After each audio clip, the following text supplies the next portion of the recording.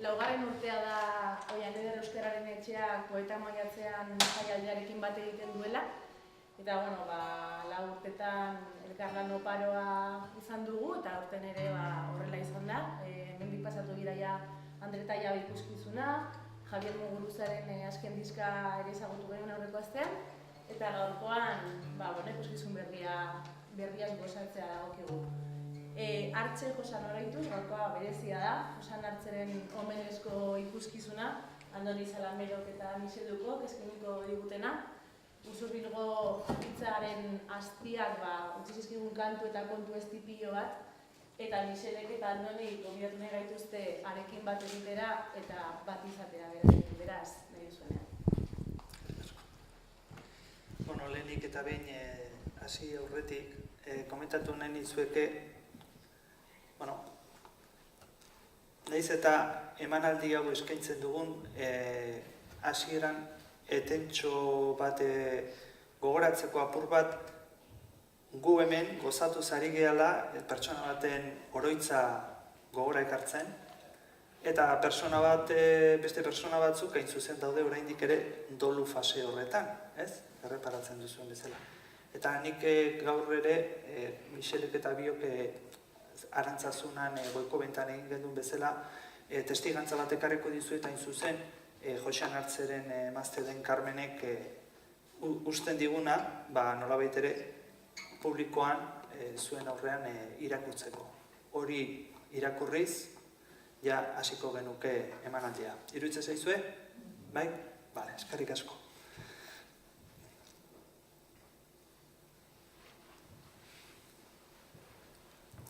Ene senar Josanton maiteari. Senar maite. Idatzi hau idazten dizut begietara begiratuz, hitzok nola esaten zenizkidan gogoratzeko. Ene Karmentxu maitea, zein bakarrik ikusten zeitu da. Neuk zure begi urdine iso eginez, arretatsu begira erantzuten izun. Bai, Jose Antonio, benetan lurraren bakardadea sentitzen du nire erraietan. Eta nolakoa. Hainbeste zeinak nire harimatik irtetzen dute malkoek eta gure bategite espirituala bakarrik, grazia hori eskaintzen didatela samin hause leuntzeko.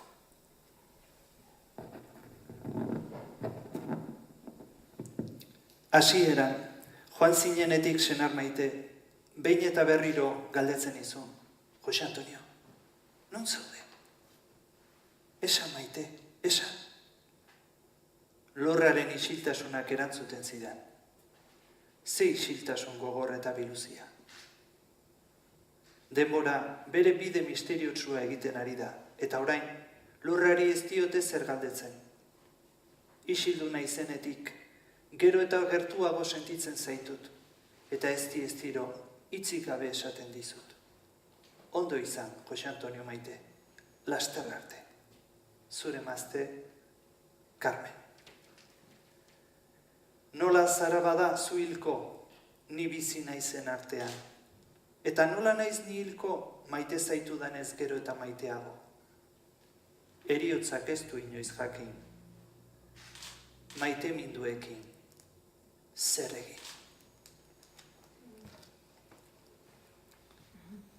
Batipat, etzaigulako orain, lehen zitzaigun bezala, iarrosten gaitu horren lazki atxekabeak. Etzaigulako lehen zitzaiguna orain, ez dioskulako orain, lehen zioskuna. Ez dugu erio hotza baizik ikusten. Gorputzilak ez besterik esaten. Bai, eriotza baizik ez dela. Lehen zena orain ez dela esaten hilotzak. Baina ez aldiosku besterik, bihotzak. Ez, zior.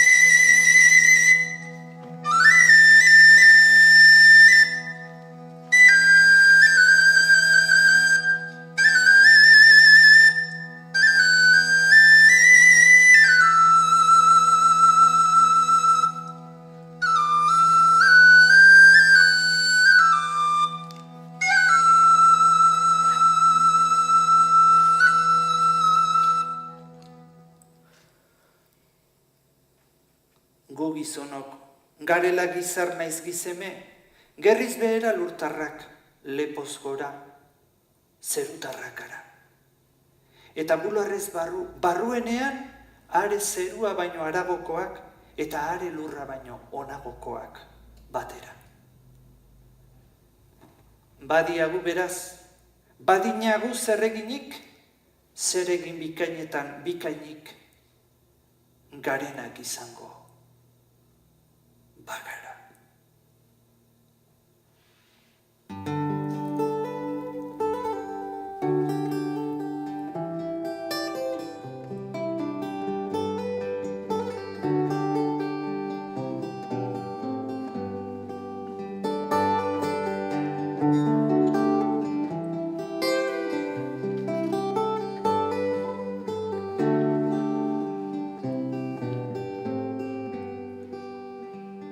Iragana eta geroa, lertzen den oraina, heriotzaraino bizitzen saiatu behar du. Ez nuke inoiz oran behin bakarrik, biziko dudala inoiz antzi.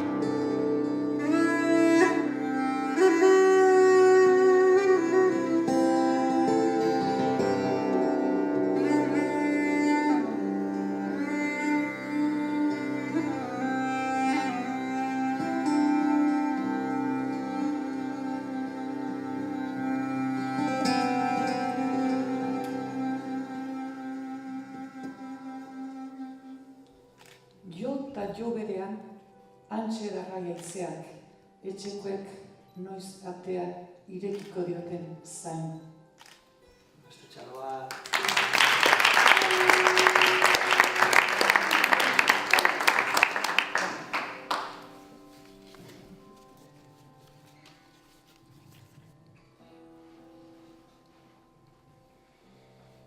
Asko, gutxi da, falta zaigun, sobera dugun denbora, egiazkoak gaur ere izateko. Horregatik merezi du, txalo.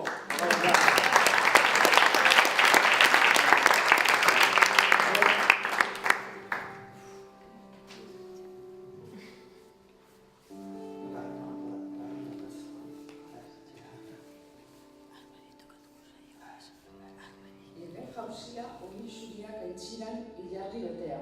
Ilargi betea, beraren argiagatik ez. Etxien. Nik esan dizuet, aukera daukat herritarrari eskaintzeko, ondoko neskari ere eskainiko dit. Bere. Anima.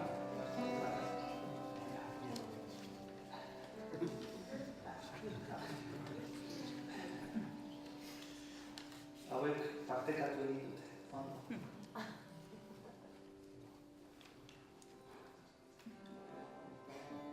Tabernariak, taberna itxi, kirkila, ardo eske. Kirkila ardo eske.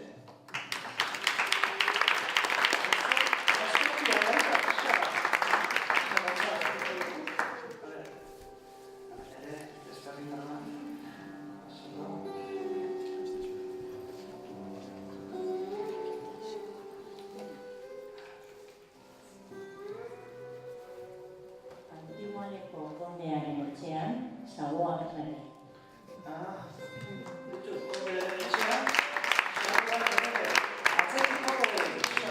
Mesedetxo bat eskatu nahi dizuegu, jake eskatzen nahi gian, pues eskartuko dugu, eskainitakoa zuek egiten duzuelako. Atzean jarri dugu kuaderno bat zeinetan zuek nahi bazue, badaude boligrafo batzuketare bai, eta kuaderno horretan eskatuko genizueke hitz bat edo beste jartzea, zeirutu zaizuen emanaldia edo batez ere Josianen alargunari den Karmeni emango diogulako horri idazten dena.